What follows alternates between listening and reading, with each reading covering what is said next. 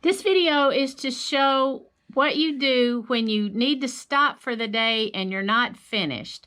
So we're going to pretend that we have just finished zone 3 because that's what shows the zone that's active on the screen is in this zone center right here.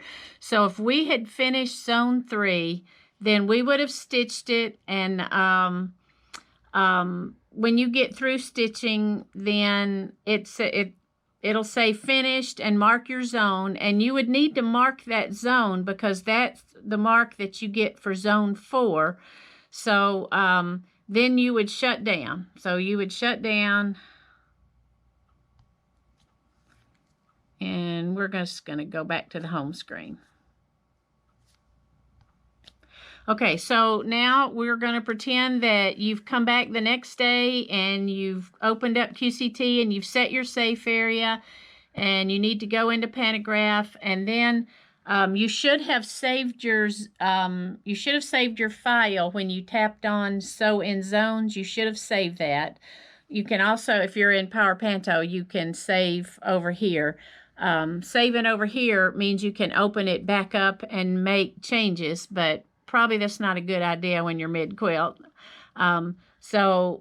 Provided you did save your file when you tap Sew in Zones, then you tap up here where it says Resume Zone Sewing Session. And then do the tap on whichever file you save. So I'm going to tap on that one and say Open.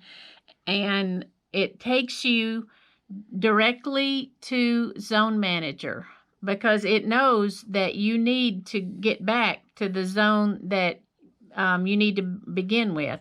So it's defaulted to 1, and so just by tapping it moves down.